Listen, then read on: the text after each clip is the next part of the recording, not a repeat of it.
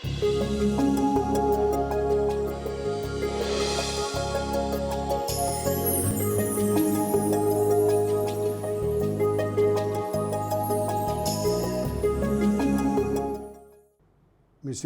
പ്രിയ സഹോദരി സഹോദരന്മാരെ, ദൈവമാതാവിൻ്റെ സ്വർഗാരോപണവും ഭാരതത്തിൻ്റെ സ്വാതന്ത്ര്യദിനവും ഒന്നിച്ചു വരുന്ന ഈ അവസരത്തിൽ രണ്ട് അമ്മമാരുടെ മഹത്വപൂർണമായ വിമോചനങ്ങളുടെ അനുസ്മരണയിൽ നാം ഓരോരുത്തരും അഭിമാനത്തോടുകൂടി ഭാരത അമ്മയുടെയും ദൈവ അംബികയുടെയും പൂർണ്ണമായ സ്വാതന്ത്ര്യം കണ്ടെത്തുകയാണ് ഈ തിരുനാളിൽ. വിനീതരായ രണ്ട് അമ്മമാർ, മറിയാംബികയും ഭാരതാംബികയും, സഹനത്തിലൂടെ ആത്മസമർപ്പണത്തിലൂടെ മഹോന്നത പദവികൾ പ്രാപിച്ചവരാണ് ഈ രണ്ട് അമ്മമാരും. സൂര്യൻ അസ്തമിക്കാത്ത സാമ്രാജ്യശക്തിയോട് ദരിദ്രകോടികളുടെ രാജ്യം നിരായുധരായി നിന്ന് സഹനസമരം, അഹിംസാസമരം എന്നിവ നടത്തിയപ്പോൾ വിജയം നേടി. അപ്പോൾ രണ്ട് സമരമുഖങ്ങളാണ് നമുക്കവിടെ കാണാൻ കഴിയുന്നത്. ഒന്ന് സഹനസമരം, രണ്ട് അഹിംസാ സമരം. സഹിച്ചുകൊണ്ട് ആരെയും ദ്രോഹിക്കരുത്, കൊല്ലരുത്, ഉപദ്രവിക്കരുത് എന്നുള്ള സങ്കല്പത്തിൽ നിന്നുകൊണ്ടുള്ള സമരമുറകളാണ് രാഷ്ട്രത്തിന് സ്വാതന്ത്ര്യം നേടിത്തരുവാൻ കാംക്ഷിച്ച ആളുകൾ മഹാത്മാഗാന്ധിജിയുടെ നേതൃത്വത്തിൽ അന്ന് നിർവഹിച്ചത് എന്ന് കാണാൻ കഴിയും. അഹിംസ എന്ന ചെറുമന്ത്രം കൊണ്ട് ബ്രിട്ടീഷ് സാമ്രാജ്യത്തെ തോൽപ്പിച്ച് ഓടിച്ച നാട്ടിൽ ഇന്ന് ഹിംസ സർവ്വസാധാരണമാണ്. മനുഷ്യരെ കൊല്ലുന്നതിൽ ഒരു മടിയും കാണിക്കാത്ത ഒരു രാജ്യമായി ഭാരതരാജ്യം മാറിക്കൊണ്ടിരിക്കുമ്പോൾ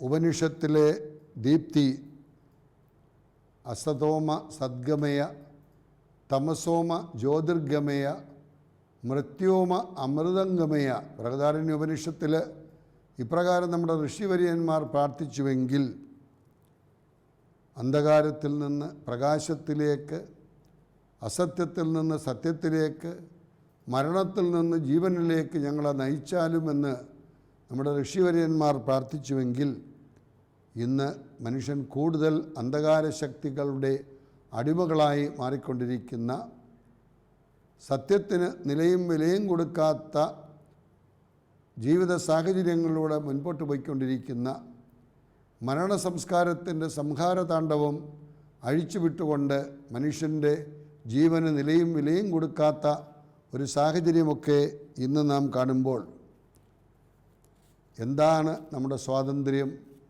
എന്നുകൂടി നാം ചിന്തിക്കണം. ഇഷ്ടമുള്ളതുപോലെ ചെയ്യുക എന്നുള്ളതല്ല സ്വാതന്ത്ര്യം.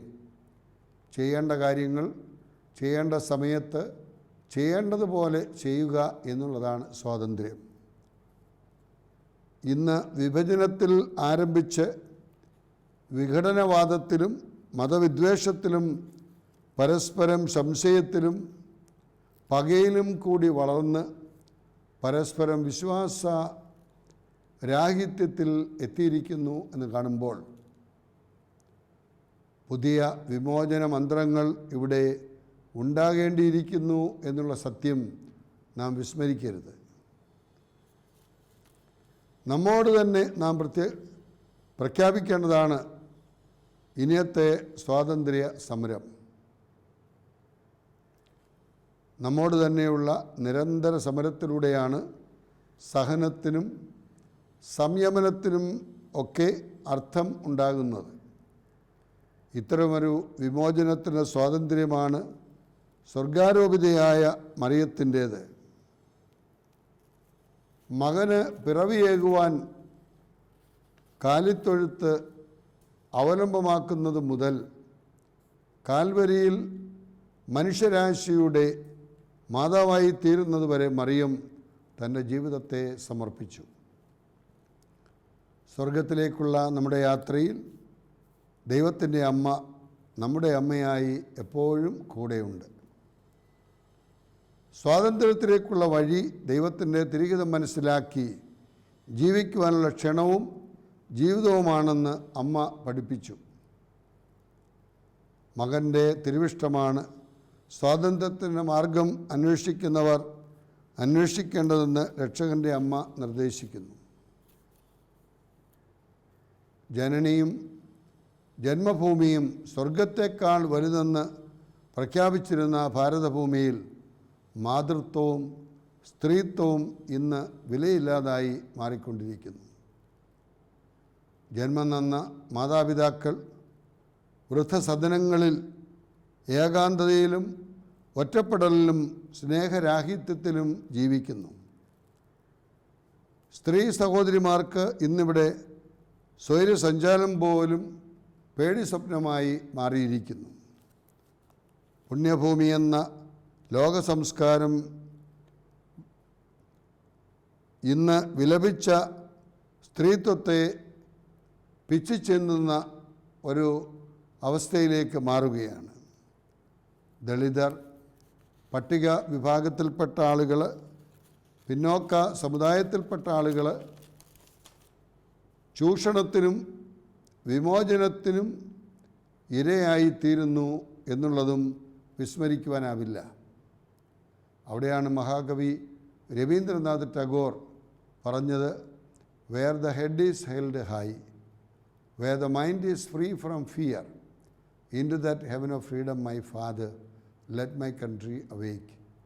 ഈശ്വര, എവിടെ ശിരസ്സുയർത്തി അഭിമാനത്തോടെ ഒരു ഇന്ത്യൻ പൗരനാണെന്ന് പറയുവാൻ കഴിയുന്നുവോ, എവിടെ മനുഷ്യൻ്റെ മനസ്സിൽ ഭയമില്ലാത്ത ഒരവസ്ഥയിൽ ജീവിക്കുവാൻ കഴിയുന്നുവോ, ആ മഹത്തായ രാജ്യത്തേക്ക് എന്നെയും എൻ്റെ ജനത്തെയും ഉണർത്തണമേ എന്ന്.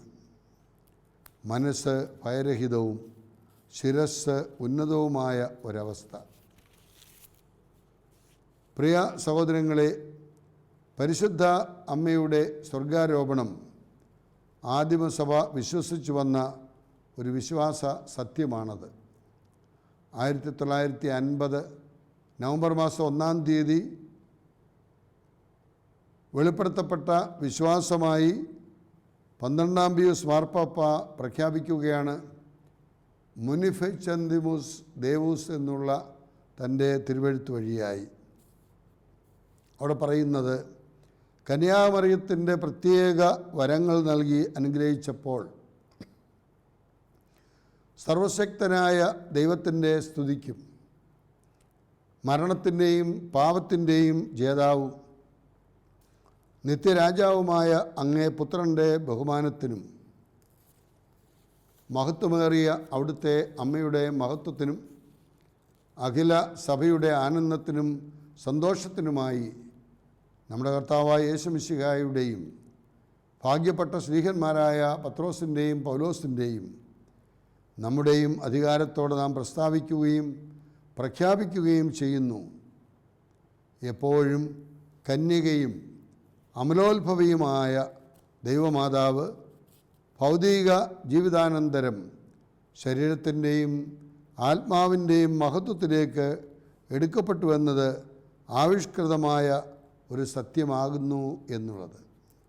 അപ്പോൾ പരിശുദ്ധ ത്രിത്വത്തിൻ്റെ സ്തുതിക്കും ബഹുമാനത്തിനും പുകഴ്ചയ്ക്കും സഭയുടെ വളർച്ചയ്ക്കും ഉയർച്ചയ്ക്കുമായി തനിക്ക് നൽകപ്പെട്ട അധികാരം ഉപയോഗിച്ച് പത്രോസ് പൗലോസ് ശ്ലീഹന്മാരുടെയും മറ്റ് വിശ്വാസസാക്ഷികളുടെയും ഒക്കെ ജീവിതത്തിൽ ലഭിച്ചിട്ടുള്ള ചൈതന്യം ഉപയോഗിച്ചുകൊണ്ടാണ് പരിശുദ്ധ പിതാവ് ഈ വിശ്വാസ സത്യം ലോകത്തെ അറിയിച്ചത്. ഈ നിർവചനത്തിൽ മറിയം മരിച്ചു എന്ന് പറയുന്നില്ല. എന്നാൽ സാധാരണയായി കരുതുന്നത് വിശുദ്ധ ജോൺ ഡൊമിഷ്യൻ സാക്ഷ്യപ്പെടുത്തുന്നത് പോലെ മറിയം സമാധാനത്തിൽ മരിച്ചു. 3-ാം ദിവസം ശരീരവും ആത്മാവും സ്വർഗത്തിലേക്ക് എടുക്കപ്പെട്ടു. മരണസമയത്ത് തോമാസ് ശ്ലീഹ ഒഴികെയുള്ള മറ്റെല്ലാ ശിഷ്യന്മാരും ഉണ്ടായിരുന്നു. ദൈവമാതാവിൻ്റെ ശവമഞ്ചത്തിന് അരികെ അവരെല്ലാവരും നിന്നിരുന്നു. തോമാശ്ലീഹ എത്തിയ ശേഷം കുഴിമാടം തിരക്കിയപ്പോൾ അത് ഒഴിഞ്ഞുകിടക്കുന്നുവെന്ന് പറയപ്പെടുന്നു. AD 300-ാം നൂറ്റാണ്ടിൽ അലക്സാണ്ട്രിയയിലെ സഭയിൽ ഈ വിശ്വാസം നിലനിന്നു. AD 5-ാം നൂറ്റാണ്ട് മുതൽ ജെറുസലേമിലും മറിയത്തിൻ്റെ നിദ്രപൂകലും കെദ്രോൻ താഴ്വരയിൽ മറിയത്തെ സംസ്കരിച്ചതിൻ്റെ ഓർമ്മയും ആചരിച്ചു. AD 451-ൽ കൽക്കദോനിയ സുനഹദോസ് മാതാവിൻ്റെ സ്വർഗാരോപണത്തെക്കുറിച്ച് പ്രതിപാദിക്കുന്നു. പല രാജ്യങ്ങളിലും അത്യധികം ഭക്തിയോടെ മാതാവിൻ്റെ തിരുനാൾ ആഘോഷിച്ചിരുന്നു. കിഴക്കൻ യൂറോപ്പ്, തെക്കൻ ജർമ്മനി, റഷ്യ, ഗ്രീസ് തുടങ്ങിയ രാജ്യങ്ങളിൽ സ്വർഗാരോപണ തിരുനാൾ ദേശീയ അവധിയായി ആചരിക്കുന്നു. AD 8-ാം നൂറ്റാണ്ട് മുതൽ പാരമ്പര്യ സഭയിൽ, പ്രത്യേകിച്ച് പാശ്ചാത്യ സഭയിൽ, മറിയത്തിൻ്റെ മരണം സ്വർഗപ്രവേശനമായി ആഘോഷിച്ചു വരുന്നു. വരാനിരിക്കുന്ന സ്വർഗീയ മഹത്വത്തെപ്പറ്റി സഭ ബോധവതിയാണ്.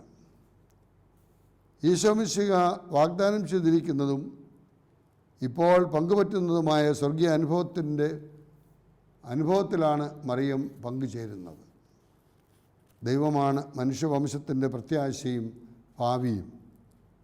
മനുഷ്യരക്ഷ എന്നത് ദൈവത്തിലുള്ള മനുഷ്യാത്മാവിൻ്റെ എത്തിച്ചേരലാണ്. ആ രക്ഷ മറിയത്തിൽ സാധ്യതമായി എന്നും എല്ലാ മനുഷ്യർക്കും ഇത് സാധ്യമാണെന്നും അതിലേക്കാണ് നമ്മുടെ വളർച്ചയെന്നും തിരുസഭ സ്വർഗാരോപണ പ്രഖ്യാപനത്തിലൂടെ നമ്മെ പഠിപ്പിക്കുന്നു. മറിയത്തിൻ്റെ സ്വർഗാരോപണം നമുക്ക് വലിയ പ്രത്യാശ നൽകുന്നു. നശ്വരമായ ഈ ലോകവാസം വെടിഞ്ഞ് നാം ഒരു പുതിയ ജീവനിലേക്ക് പ്രവേശിക്കുമ്പോൾ സ്വർഗരാജ്യം കാത്തിരിപ്പുണ്ട് എന്നുള്ള ഒരു പ്രത്യാശയാണ് നമുക്കുള്ളത്. കാരണം മനുഷ്യൻ്റെ ആഗ്രഹങ്ങളും അഭിലാഷങ്ങളുമൊക്കെ പൂർത്തിയാക്കുവാൻ കഴിയാത്ത ഒരു സാഹചര്യത്തിൽ അത് പൂർത്തിയാക്കുവാനുള്ള അവസരം നമുക്കുണ്ട് എന്നുള്ളതാണ് സ്വർഗാരോഹണം നമ്മെ ഓർമ്മിപ്പിക്കുന്നത്. കർത്താവ് അരുളിച്ചെയ്ത കാര്യങ്ങൾ നിറവേറുമെന്ന് വിശ്വസിച്ചവൾ ഭാഗ്യവതി. മറിയത്തിന് സ്വർഗപ്രാപ്തിയുടെ ആധാരം അതായിരുന്നു. കർത്താവ് അരുളിച്ചെയ്ത കാര്യങ്ങൾ നിറവേറുമെന്ന് അവൾ വിശ്വസിച്ചു. ദൈവത്തിൻ്റെ ഇഷ്ടങ്ങൾക്ക് മുമ്പിൽ സമ്മതമേറ്റു പറയുവാനുള്ള മറിയത്തിൻ്റെ വിധേയത്വം, ഇതാ ഞാൻ കർത്താവിൻ്റെ ദാസി, നിൻ്റെ ഇഷ്ടം പോലെ ഭവിക്കട്ടെ എന്ന് പ്രത്യുത്തരം നൽകുവാൻ കഴിയുന്ന ആ വിധേയത്വം, തൻ്റെ ഇഷ്ടങ്ങളെക്കാൾ ദൈവത്തിൻ്റെ ഇടപെടലുകൾക്ക് മറിയം മുൻഗണന നൽകി ജീവിതത്തിന് തുടക്കം മുതൽ അവസാനം വരെ ദൈവത്തിൻ്റെ ഇഷ്ടത്തിന് മറിയം നൽകിയ സമ്മതത്തിന് പ്രതിഫലമാണ് മറിയത്തിൻ്റെ സ്വർഗാരോപണം. മരണത്തിനപ്പുറം ജീവിതമുണ്ടെന്നും സ്വർഗാരോപണവും അടിമത്വത്തിന് അപ്പുറം സ്വാതന്ത്ര്യമുണ്ടെന്ന് ഭാരത സ്വാതന്ത്ര്യവും നമ്മെ ഓർമ്മപ്പെടുത്തുന്നു. മനുഷ്യജീവൻ്റെ മൂല്യത്തെയും മഹത്വത്തെയും പ്രകീർത്തിക്കുന്നതാണ് മറിയത്തിൻ്റെ സ്വർഗാരോഹണം. അമ്മയും സഹോദരിയുമായ മറിയം സ്വർഗപ്രാപ്തിയായി എന്നത് ഓരോ വിശ്വാസിയും കാത്തിരിക്കുന്ന സ്വർഗീയ പ്രത്യാശയാണ്. ഓരോ വ്യക്തിയുടെയും ശരീരവും ആത്മാവും വിലപ്പെട്ടതാണെന്ന് സ്വർഗാരോപണം നമ്മെ പഠിപ്പിക്കുന്നു. സ്വർഗത്തെക്കുറിച്ചുള്ള അവബോധം നഷ്ടപ്പെട്ടതാണ് പാപകരമായ ജീവിതം തുടരുവാൻ മനുഷ്യൻ മുതിരുന്നത്. മനുഷ്യൻ്റെ ഇന്ദ്രിയങ്ങൾ ലോകക്രമത്തിലേക്ക് തിരിയുമ്പോൾ സ്വർഗീയ കാര്യങ്ങളിൽ നിന്ന് അകലുന്നു. കണ്ണാടിക്ക് ഭംഗം വരുത്താതെ സൂര്യപ്രകാശം കടന്നു പോകുന്നത് പോലെ, അടഞ്ഞ വാതിൽ തുറക്കാതെ ഉദ്ധിതൻ അകത്ത് കടക്കുന്നത് പോലെ, പരിശുദ്ധ മറിയത്തിൻ്റെ ഉദരത്തിൽ നിന്ന് അമ്മയുടെ കന്യാത്വത്തിന് ഭംഗം വരാതെ പുത്രൻ ജന്മമെടുത്തു എന്നതാണ് ഈ വിശ്വാസ സത്യം നമ്മെ പഠിപ്പിക്കുന്നത് എന്ന് വിശുദ്ധ അഗസ്തീനോസ് പുണ്യവാളൻ പറയുകയുണ്ടായി. പ്രിയ സഹോദരങ്ങളെ, ലൂക്കോസിന്റെ സുവിശേഷം 1-ാം അധ്യായം 39 മുതൽ 56 വരെയുള്ള വചനങ്ങളിലൂടെ നാം കടന്നു പോകുമ്പോൾ നമുക്ക് രണ്ട് കാര്യങ്ങൾ വ്യക്തമാവുകയാണ്. ഒന്ന്, മറിയം എലിസബത്തിനെ സന്ദർശിക്കുന്നു. രണ്ട്, മറിയത്തിൻ്റെ സ്തോത്രഗീതം. മറിയം എലിസബത്തിനെ സന്ദർശിക്കുമ്പോൾ എലിസബത്തിൻ്റെ ഉദരത്തിലെ ശിശു സന്തോഷം കൊണ്ട് തുള്ളിച്ചാടുകയാണ്. രക്ഷകനെ ഉദരത്തിലും ഹൃദയത്തിലും വഹിച്ചുകൊണ്ട് നിൽക്കുന്ന അമ്മയുടെ സാന്നിധ്യം, സ്നാപയോഹന്നാനെ ഉദരത്തിൽ വഹിച്ചുകൊണ്ട് നിൽക്കുന്ന എലിസബത്തിൻ്റെ ആ ഒരു സന്തോഷം, അവർ രണ്ട് അമ്മമാരും ഒന്നിച്ച് കാണുമ്പോൾ അനുഭവിക്കുന്ന ആ ഒരു സന്തോഷം വലിയ ഒരു മാതൃകയാണ്. മറ്റുള്ളവരിലുള്ള നന്മ കാണുവാനും അത് കണ്ട് സന്തോഷിക്കുവാനും എന്നകക്കാമ്പിൽ വെളിച്ചം തരണമേ എന്ന് കാർഡിനൽ ന്യൂമൻ പ്രാർത്ഥിച്ചുവെങ്കിൽ ലോകത്തിലെല്ലാവർക്കും നന്മ ഭവിക്കണം, ആർക്കും തിന്മ വരാൻ പാടില്ല, ശത്രുക്കൾക്ക് പോലും തിന്മ വരാൻ പാടില്ല എന്ന മനോഭാവത്തിൽ നാം ജീവിക്കുമ്പോൾ നമ്മുടെ ജീവിതം അർത്ഥവത്തായ ഒന്നായി മാറും. രണ്ടാമതായിട്ട് മറിയത്തിൻ്റെ സ്തോത്രഗീതമാണ്. ദൈവം നൽകിയ അനന്തമായ അനുഗ്രഹങ്ങളെ നന്ദിയോടെ അനുസ്മരിച്ചുകൊണ്ട് മറിയം നടത്തുന്ന ആ സ്തോത്രഗീതം. ഒന്നാം ഭാഗത്ത് മറിയം പൂർണ്ണമായും നിശബ്ദയാണ്. സംസാരിക്കുന്നത് പൂർണ്ണമായും എലിസബത്താണ്. എൻ്റെ കർത്താവിൻ്റെ അമ്മ എൻ്റെ അടുത്ത് വരുവാനുള്ള ഈ ഭാഗ്യം എനിക്ക് എവിടെ നിന്ന് എന്ന് എലിസബത്താണ് ചോദിക്കുന്നത്. രണ്ടാം ഭാഗത്ത് മറിയം വളരെ വാചാലയാകുന്നു. ദൈവത്തിന് അതിശയകരമായ പ്രവൃത്തികളെക്കുറിച്ച് അവൾ സംസാരിക്കുന്നു. മറിയം എലിസബത്തിനെ സന്ദർശിക്കുന്ന ഭാഗത്ത് എലിസബത്തിൻ്റെ സംസാര വിഷയം മറിയമാണ്.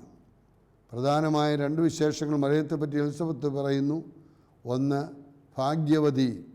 രണ്ട്, കർത്താവിൻ്റെ അമ്മ.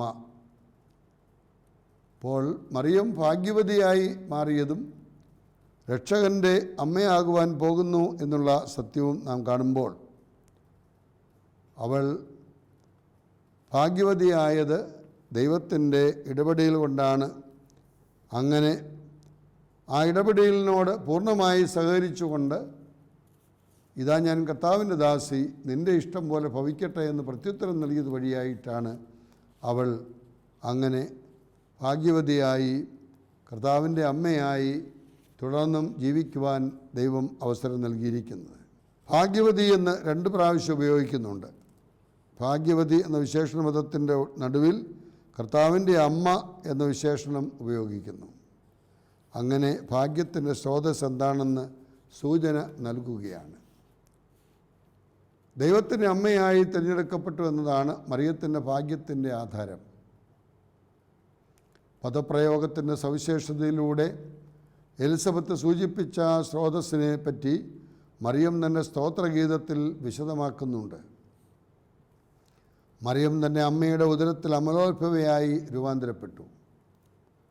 മറിയം ദൈവപരിപാലനയിൽ നിത്യ കന്യകയായി സംരക്ഷിക്കപ്പെട്ടു. കുരിശിൽ മരിച്ച യേശു കുരിശിൻ്റെ ചുവട്ടിൽ വെച്ച് മറിയത്തെ ശിഷ്യ സമൂഹത്തിൻ്റെ സഭയുടെ അമ്മയായി സമ്മാനിച്ചു. മറ്റൊരു വ്യക്തിക്കും ലഭിക്കാത്ത സ്വർഗാരോപണ ഭാഗ്യം മറിയത്തിന് ലഭിച്ചു. ഈ ഭാഗ്യങ്ങളുടെ എല്ലാം അടിസ്ഥാനം ദൈവത്തിൻ്റെ അമ്മയായി മറിയം തിരഞ്ഞെടുക്കപ്പെട്ടു എന്നതാണ്. യേശുവിൻ്റെ യോഗ്യത മറിയത്തിന് മുൻകൂട്ടി നൽകിയതുകൊണ്ടാണ് അവൾ അമലയായി ജനിച്ചത്. യേശുവിൻ്റെ അമ്മയാകുവാനുള്ള ഒരുക്കമെന്ന നിലയിലാണ് അവൾ കന്യകയായി സംരക്ഷിക്കപ്പെട്ടത്. യേശുവിൻ്റെ അമ്മയായതുകൊണ്ടാണ് അവൾ സ്വർഗത്തിലേക്ക് എടുക്കപ്പെട്ടത്. മാതാവിൽ സംഭവിച്ചതിൻ്റെ എല്ലാം ഉടയവൻ സർവശക്തനായ ദൈവം മാത്രമാണെന്ന്, അതുകൊണ്ടാണ് മറിയം ഭാഗ്യവതിയായി മാറി എന്ന് കാണുമ്പോൾ രക്ഷാകര സത്യങ്ങൾ ഏറ്റുപറയുകയാണ് മറിയം തൻ്റെ സ്തോത്രഗീതത്തിൽ. ദൈവമാതാവാകുവാനുള്ള യോഗ്യത തനിക്കില്ല എന്ന് മറിയം ഏറ്റുപറയുന്നു. എന്നാൽ അയോഗ്യരെ ദൈവം യോഗ്യരാക്കി മാറ്റുകയാണ്. മനുഷ്യരെ അത്യുന്നതമായ അനുഗ്രഹത്തിലേക്ക് അവിടുന്ന് വിളിച്ചടുപ്പിക്കുന്നു. ദൈവത്തിൻ്റെ മഹത്വത്തിലേക്ക് സ്വർഗാരോപണ തിരുനാൾ നമ്മുടെ ശ്രദ്ധയെ ക്ഷണിക്കുന്നു. സ്തോത്രഗീതത്തിലൂടെ മറിയം അതാണ് നമ്മെ പഠിപ്പിക്കുന്നത്. മാനുഷിക രീതിയിൽ അവഗണിക്കപ്പെട്ടാൽ മാത്രം അർഹതയുള്ള ഗലീലയിലെ പാവപ്പെട്ട പെൺകുട്ടിയെ എങ്ങനെയാണ് ഭാഗ്യവതിയായത്? മാനുഷികമായ ബാഹ്യതലങ്ങളെ പണം, സൗന്ദര്യം, കഴിവുകൾ, അധികാരം മാത്രം കണ്ട് വിലയിരുത്തുന്ന ലോകത്തിന് നിരന്തരം വെല്ലുവിളിയായി നിലനിൽക്കുന്ന ഒരു ദൈവമുള്ളതുകൊണ്ടാണ് ഞാൻ ഭാഗ്യവതിയായതെന്ന് മറിയം ഏറ്റുപറയുകയാണ്. പിതാക്കന്മാരുടെ ദൈവം തന്നിലൂടെ അത്ഭുതങ്ങൾ പ്രവർത്തിക്കുന്നു. പ്രിയ സഹോദരങ്ങളെ, എലിസബത്ത് മറിയത്തെ സന്ദർശിക്കുന്നതും എലിസബത്ത് മറിയത്തെ സ്തുതിക്കുന്നതും ആ സന്ദർശന വേളയിൽ നാം കാണുകയാണ്. എൻ്റെ കർത്താവിൻ്റെ അമ്മ എൻ്റെ അടുക്കൽ വരുവാനുള്ള ഈ ഭാഗ്യം എനിക്ക് എവിടെ നിന്ന്? വാസ്തവത്തിൽ പരിശുദ്ധ അമ്മ ഇപ്പോഴും എപ്പോഴും നമ്മുടെ മരണസമയത്തും നമുക്ക് വേണ്ടി മധ്യസ്ഥത അപേക്ഷിക്കുകയാണ്. നിൻ്റെ അഭിവാദന സ്വരം എൻ്റെ ചെവിയിൽ പതിച്ചപ്പോൾ എൻ്റെ ഉദരത്തിലെ ശിശു സന്തോഷം കൊണ്ട് തുള്ളിച്ചാടി എന്ന് നാം വായിക്കുന്നു. അപ്പോൾ കർത്താവ് അരുളിച്ചെയ്ത കാര്യങ്ങൾ നിറവേറുമെന്ന് വിശ്വസിച്ചവൾക്കാണ് അങ്ങനെയുള്ള അനുഗ്രഹം ദൈവം നൽകുന്നത്. മറിയത്തിൻ്റെ സ്തോത്രഗീതത്തിലേക്ക് വരുമ്പോൾ അമ്മ പറയുകയാണ്, എൻ്റെ ആത്മാവ് കർത്താവിനെ മഹത്വപ്പെടുത്തുന്നു. ആർക്കാണ് ദൈവത്തെ മഹത്വപ്പെടുത്തുവാൻ കഴിയുക? A man fully alive alone can give glory to God. നന്നായി ജീവിക്കുന്ന മനുഷ്യനാണ് ദൈവത്തെ മഹത്വപ്പെടുത്തുവാൻ കഴിയുക. നമ്മുടെ എല്ലാ പ്രവൃത്തികളും നന്മസ്വരൂപിയായ ദൈവത്തിൻ്റെ നന്മയുടെയും സ്നേഹത്തിൻ്റെയും കരുണയുടെയും ഔദാര്യത്തിനുമായ മേഖലകളാക്കി മാറ്റുവാൻ കഴിഞ്ഞാൽ ഏറെ അനുഗ്രഹപ്രദമായ ഒന്നാണ്. എൻ്റെ ചിത്തം, എൻ്റെ മനസ്സ്, എൻ്റെ ഹൃദയം, എൻ്റെ ജീവിതം രക്ഷകനായ ദൈവത്തിൽ ആനന്ദിക്കുന്നു. ഇന്ന് നമ്മുടെയൊക്കെ ആനന്ദം എവിടെയാണ്? പണത്തിലും പ്രതാപത്തിലും സുഖത്തിലും സൗകര്യത്തിലുമൊക്കെ ആണെങ്കിൽ നമുക്ക് ആനന്ദം ലഭിക്കുകയില്ല. എന്നാൽ രക്ഷകനിൽ ആനന്ദിക്കുന്ന വ്യക്തികൾ, മനുഷ്യൻ രക്ഷ നേടിത്തരുവാൻ വേണ്ടി സ്വന്തം ജീവൻ ബലിയായി അർപ്പിക്കുവാൻ തയ്യാറായ വിശുദ്ധരായ ആളുകൾ, അവരുടെ ജീവിതം നമുക്ക് ദൈവത്തിൽ ആനന്ദിക്കുവാൻ ഏറെ സഹായകമാണ്. താഴ്ന്ന നിലയിലിരുന്ന് തൻ്റെ അടിമയെ ദൈവം തൃക്കൺ പാർത്തു, കൈകൊടുത്തുയർത്തി, ശക്തനായവൻ വലിയ കാര്യങ്ങൾ എനിക്ക് ചെയ്തിരിക്കുന്നു. ശക്തനായവൻ്റെ അനുഗ്രഹമല്ലാതെ മറ്റൊന്നും നമുക്കാർക്കുമില്ല. അതുകൊണ്ട് ആ ശക്തനായവനിൽ ആശ്രയിച്ചുകൊണ്ട് നാം മുമ്പോട്ട് പോകുവാൻ പരിശ്രമിക്കുക. മറിയത്തിൻ്റെ സ്തോത്രഗീതം നമ്മെ സംബന്ധിച്ചിടത്തോളം തൻ്റെ ഭക്തരുടെ മേൽ തലമുറകൾ തോറും അവിടുന്ന് കരുണ വർഷിക്കുന്നവനാണ്. തമ്പുരാൻ്റെ കാരുണ്യം തലമുറകൾ തോറും നമുക്ക് ലഭിച്ചുകൊണ്ടിരിക്കുമ്പോൾ നിശ്ചയമായും അവിടുന്ന് എൻ്റെ ഭുജം കൊണ്ട് ശക്തി പ്രകടിപ്പിച്ചു. ഹൃദയവിചാരത്തിൽ അഹങ്കാരികളവരെ ചേറിച്ചു. ശക്തന്മാരെ സിംഹാസനങ്ങളിൽ നിന്ന് മറിച്ചിട്ടു, എളിയവരെ ഉയർത്തി, വിശക്കുന്നവരെ വിശിഷ്ട വിഭവങ്ങൾ കൊണ്ട് സംതൃപ്തരാക്കി, സമ്പന്നരെ വെറുങ്കയോടെ പറഞ്ഞയച്ചു. ഇവിടെയൊക്കെ നാം കാണുന്നത് മാനുഷിക മൂല്യങ്ങളല്ല, ദൈവികമായ മൂല്യങ്ങൾ. മനുഷ്യൻ അവൻ്റേതായ പ്രശ്നങ്ങളിലൂടെയൊക്കെ കടന്നു പോകുന്ന സാഹചര്യത്തിൽ ദൈവത്തിൻ്റെ സാന്നിധ്യമാണ് നമ്മെ ഏറ്റവും ശക്തിപ്പെടുത്തുന്നത്. എൻ്റെ ദൈവം എന്നോടുകൂടിയുണ്ട്, ഞാൻ എൻ്റെ ദൈവത്തോടു കൂടിയാണെന്നുള്ള ബോധ്യം. അതിന് പരിശുദ്ധ അമ്മയുടെ സ്വർഗാരോപണ പെരുന്നാൾ നമ്മെ ഓരോരുത്തരെയും ആ സ്വർഗീയ ഭവനത്തിൽ എത്തിക്കുവാൻ ഇപ്പോഴും എപ്പോഴും നമ്മുടെ മരണസമയത്തും നമുക്ക് വേണ്ടി മധ്യസ്ഥ വഹിക്കുന്ന പരിശുദ്ധ അമ്മയുടെ മധ്യസ്ഥത കോട്ടയായിരിക്കട്ടെ എന്ന് പ്രാർത്ഥിക്കുന്നു. ദൈവം അനുഗ്രഹിക്കട്ടെ.